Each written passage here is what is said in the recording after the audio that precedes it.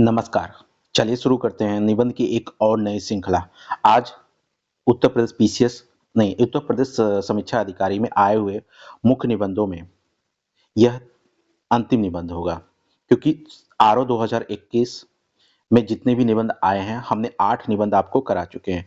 यह एक श्रृंखला, एक चैन की तरह हम आगे बढ़े हैं। आज ये अंतिम निबंध है और ये आज अंतिम निबंध हमारे जनजीवन से जुड़ा हुआ है, हमारी खुद की ज़िम्मेदारी से जुड़ा हुआ है। तो इसलिए ये निबंध हम चित्रात्मक प्रस्तुति के साथ समझेंगे और बहुत बेहतर तरीके से इसको समझने का प्रयास करें। तो चलिए, आज का हमारा निबंध है कि भारत में आपदा आती है और हमारी तैयारी कैसी है, इस पर हमें एक व्यापक एनालिसिस करना है। निबंध की शुरुआत करते हैं। यह एक अटल सच्चाई है। हमने एक स्लोगन दिया, इस बात में कोई इनकार नहीं कर सकता। भारत में 12 महीने होते हैं, 12 महीने में किसी न किसी महीने में कहीं न कहीं आपको आपदा को देखने को मिलता है, ठीक है? कहीं आपको सूखा मिलता है, कहीं आपको बाढ़, कहीं भूकंप, तो कहीं चक्रवात। भारत जो है प्रभावित होने के क्षेत्रों में नंबर तीसरे पे आता है और तैयारी के मामले में 15वें नंबर पे आता है। संवेदनशील क्षेत्रों के अगर विश्व में रैंकिंग की जाए तो तीसरे में आता है, जैसा कि यहाँ पे देखा गया है। ठीक। अभी हम इसका एनालिसिस करते हैं। अगर बात करें सूखा, तो भारत का 68% भाग सूखा से प्रभावित है। भूकंपीय क्षेत्र 60% भाग पर आते हैं और बाढ़ में 12% क्षेत्र आते हैं और 8% जो है तटीय प्रवृत्ति भाग आते हैं। भौगोलिक क्षेत्रों में यदि इतने भाग, इतनी पार्ट जो है आपके आपदा के लिए चिन्हित हो, तो आप सोचिए कि उस देश की स्थिति क्या होगा। वो जितना कमाएगा नहीं, उससे ज्यादा तो वो खर्चा ही कर देता है। इस भयावह स्थिति को और ध्यान से देखते हैं। 14 से लेकर 24 तक का एनालिसिस करें, तो जहां गर्मी की लहर से हम 50,000 से ज्यादा मौतें हो गई है, बाढ़ से 45,000, सूखा से 32,000, चक्रवात से 22,000, देख रहे हैं भूस्खलन से बहुत मौतें हुई है। हर साल हर महीने कोई ना कोई समस्याएं बनी हुई है। आर्थिक नुकसान की बात करें तो 2014 से हमारा ग्राफ लगातार बढ़ रहा है नुकसान का। उसके बाद ये बाढ़ धीरे-धीरे कम हुआ। क्यों? क्योंकि हमने इसके बाद तकनीक का सहारा लिया। अब हम जानेंगे कि आखिर ऐसा क्या हुआ कि जो हमारा ग्राफ बढ़ रहा है, वो ग्राफ कम क्यों हुआ?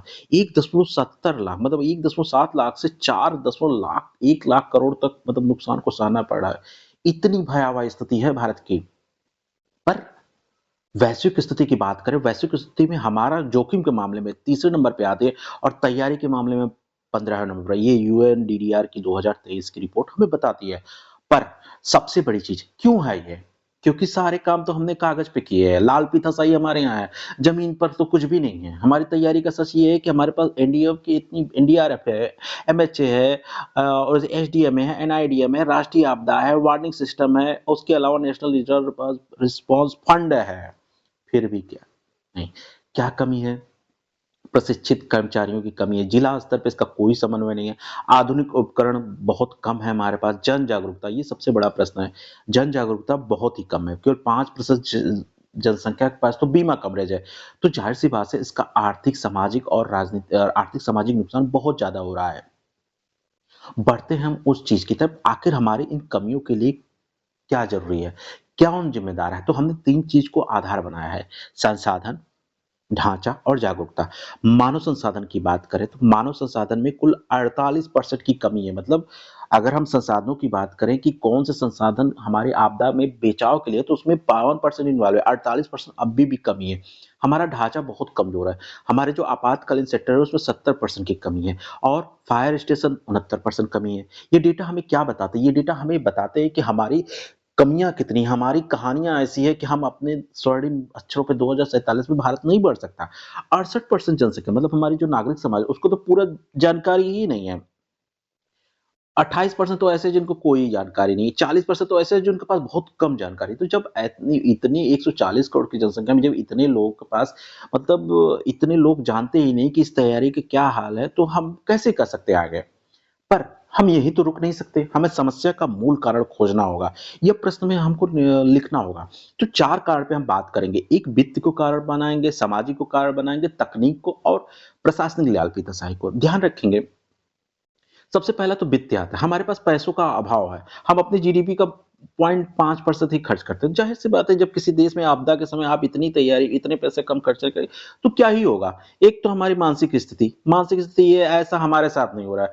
मतलब अगर हम भारत की बात करें, ध्यान से देखें, अगर ये भारत है, तो यहाँ अगर कोई आपदा आता है, तो यहाँ उत्तर में रहने दक्षिण की आपदा उत्तर में रहने वालों से कोई मानसिकता कोई मतलब ही नहीं। वो कहते हैं ये हम क्यों देखें? यहाँ चक्रवात आता है, तो इधर वाले जो इधर कहते हैं अरे इससे क्या ही मतलब है? यहाँ बाढ़ आता है, तो इससे कोई तो ये एक मानसिक स्थिति बनी हुई है, जो भारत में बहुत खराब है।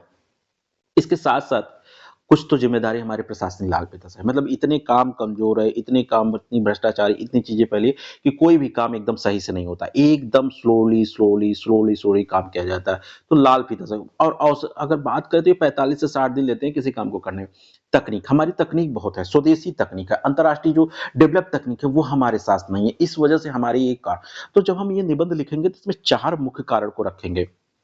ठीक? और कमियों में 3 संसाधन को हम आधार बनाएँगे, जो दिखाता है कि हमारे निबंध का क्या आधार होगा। अब ये निबंध को मजबूती प्रदान करने के लिए आप कुछ कहानी को लीजिए कि भाई देखिए पहले हमारे पास चेतावनी केंद्र नहीं होता था, हमारे पास फैसिलिटी नहीं होती थी तो हमारे बहुत नुकसान होता था। क्या होता था? हमें बहुत नुकसान होता था। 60 से बहुत दरारें आ जाती, 4000 प्रभावित हुआ।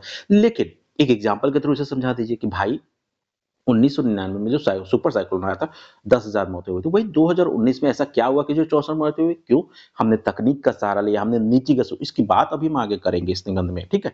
अब हम यहाँ आते हैं कि हमें सीखना किससे है? तो हम एक जापान एक छोटा-सा देश है, 4 महाद्वीपों का देश है, जहाँ भूकंप बहुत आता है। वहाँ पे शिक्षा और जागरूकता में इस क्षेत्र में डिजास्टर मैनेजमेंट 95% है।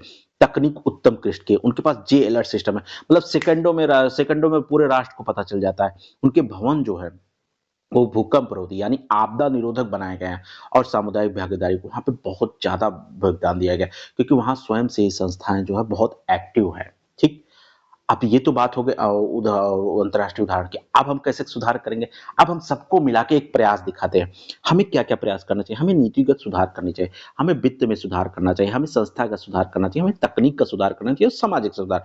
वित्तीय कर में कानून को संशोधन बनाएँ, भूकंप रोधी भवनों का निर्माण करें जहाँ डिजास्टर में आज़ाद हो, हमें public private partnership, CSR fund, corporate social fund, अनिवार्य बीमा जैसे नियमों को लागू करना होगा और सबसे बड़ी बात वित्त में हमें कम से कम 2% अपने जीडीपी का 2% खर्च करना होगा। वही संस्थागत हमें विकसित कमांड चाहिए, हर सेंटर की क्षमता और निर्माण और जवाबदेही तय करना होगा। तकनीक में हमें एआई, ड्रोन और रियल टाइम डेटा का उपयोग करना और सबसे बड़ी चीज़ हमें नागरिक समाज के उद्देश्य से ना सामाजिक जो हमारा सामाजिक सुधार है या सामाजिक मानसिकता है उसे बदलने का प्रयत्न। तो अगर हम इन मॉडलों को अपनाते हैं तो हम अपनी तैयारी को बेहतर मजबूत कर सकते हैं। एक नागरिक होने के नाते हमें इस बात पर ज़रूर सोचना चाहिए। पर ये सब चीज़ आएगा कहाँ पे? सबसे ज़्यादा सहायता कौन करेगा? तो सबसे ज़्यादा सहायता यहाँ केवल तकनीक कर सकता है और कोई नहीं। मानव तो केवल एक नाम मात्र है। प्रकृति से तो मानव लड़ नहीं सकता, लेकिन हाँ, तकनीक के सहारे उसे कम ज़रूर किया जा सकता है। जैसे पहले से पता चल जाए, हम एआई प्रेडिक्शन करें, इंटरनेट से एक सेंसर डेवलप करें, वाट वेदर सैटेलाइट को ज़्यादा बनाएँ, जिससे हमें पहले पता चल जाए। तुरंत आने के बाद हमने ड्रोन और मोबाइल की सहायता सबको बात फैला दें और जब ये चीज़ें हो जाए, तो फिर हम जीआईएस मैपिंग करें, कितना नुकसान हुआ, कितना प्रोडक्टिव, इस बात का आकलन करें। पर इसकी तकनीक के लिए भारत ने कुछ चीज़ें की है, जैसे इसरो में अभी हमारा नाविक मैपिंग जीपीएस सिस्टम है, कोस्टॉइड है, इंस्टेंट मैपिंग है, मोबाइल ऐप दामिनी और मोकम और अलर्ट सिस्टम जो हमारे पास है, इन्होंने भारत में इस चीज़ की तैयारी को मदद किया है। तब जाके भारत में आपदाओं की कमी हो गई। और सबसे बड़ा हमारी जो मानसिकता मतलब जन भागीदारी, नागरिक समाज को इसे प्रेरित करना होगा। आपदा से पहले लोगों को तैयार करना कि ऑपरेशन किट रखें, परिवार योजना पे, मॉक ड्रिल पे भाग लें ज़रूर। आपदेवन के दौरान चेतावनी का पालन करें, जो-जो बताया जाए अपने मन का ना करें, सब सहायता करें, कमज़ोर वर्ग को सहायता करें और अफ़वाहों से सबसे बड़ी बात चीज़ बचे रहनी चाहिए, ठीक है? आपदा के बाद जो है राहत कार्यों में सहयोग करें, सही जानकारी साझा करें और स्वयं सेविकाओं का विशेष योगदान करें। जैसे एक योजना चलाई जाती है आपदा मित्र योजना, जिसमें 30 जिलों में पायलट प्रोजेक्ट के रूप में 5,000 स्वयंसेवकों को क्या किया गया? तैयार किया गया था। इसमें ये था कि हर गाँव में 30 व्यक्ति जो है तैयार रहेगा आपदा से निपटने के लिए, ऐसे ट्रेनिंग दी जाए। ठीक है। चलिए, अब व्यापक कार्य योजना पे कर लिए, कैसे प्रभावित करेंगे? तो जो हमारा आपदा प्रबंधन में हम अपनाते हैं, उसे यहाँ पे ज़रूर लिख देंगे। जैसे हम मिटिगेशन करना चाहिए, जोखिम आकलन कम करने चाहिए, भूकंप रोधी निर्माण करने चाहिए। उसके बाद हमें पुनः प्राप्ति, रिकवरी करना है, जब भूकंप आ जाए तो कैसे पुनर्निर्माण करना है, बिल्डिंग बैक कैसे करना है, फिर उसको तुरंत प्रतिक्रिया, बचाव कार्य तुरंत करना है, राहत सामग्री तुरंत तैयार करना है, फिर तैयारी करना है, योजना निर्माण करना है कि अगली बार वो गलती ना हो, सारे मॉक ड्रिल करके अपने आप को एकदम पूरी तरीके से तैयार करना है। ये डिजास्टर मैनेजमेंट का जो साइकिल है कि आपदा प्रबंधन कैसे क्रियान्वयन करें, ये सबको पता है। तो ये निबंध में लिखने के बाद ये तैयारी को बहुत महत्व दे देगा, ठीक? अब आता है हमारा विज़न। हमारा विज़न ये है कि हम 2047 तक शून्यता मतलब हमें कोई नुकसान ना हो। इसके लिए क्या करना है 2025 से ही हमें जीडीपी में ए 1.5 कर्ज को बढ़ाना है। 1 करोड़ स्वयं सेवक को मतलब हर जिले में कम से कम 30 हर गाँव में 30 लोग को प्रशिक्षित करना है फॉर डिजास्टर मैनेजमेंट जो सब चीज़ों में भाग लगे।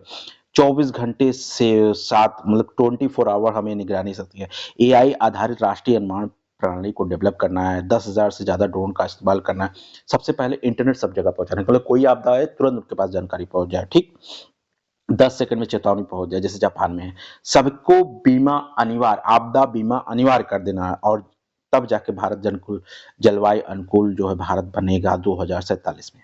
और इसके लिए हम निष्कर्ष लिखेंगे और 10 फार्मूलों को 10 योजनाओं को प्रस्तावित 10 योजनाओं को भारत सरकार सहायता करेंगे। ये बातें बताएँगे कि किस प्रकार हम इस चीज़ को करें। जैसे आपदा प्रबंधन को राष्ट्रीय सुरक्षा का हिस्सा बनाया जाए।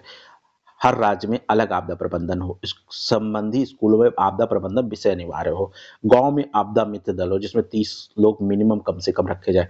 बीमा ज़रूरी हो जाए। एनडीएमए को संवैधानिक दर्जा दी जाए और परिवार योजना को डीआर मूल्यांकन से जोड़ा जाए, डिजास्टर मैनेजमेंट मूल्यांकन से और जलवायु परिवर्तन मंत्रालय का गठन किया जाए। तो मंत्रालय को स्पेशली डिजास्टर मैनेजमेंट के लिए और जो हमारा अभ्यास दिवस 1 सितंबर को मनाया और 2047 तक के पूरी तरह राष्ट्र को 140 करोड़ लोगों को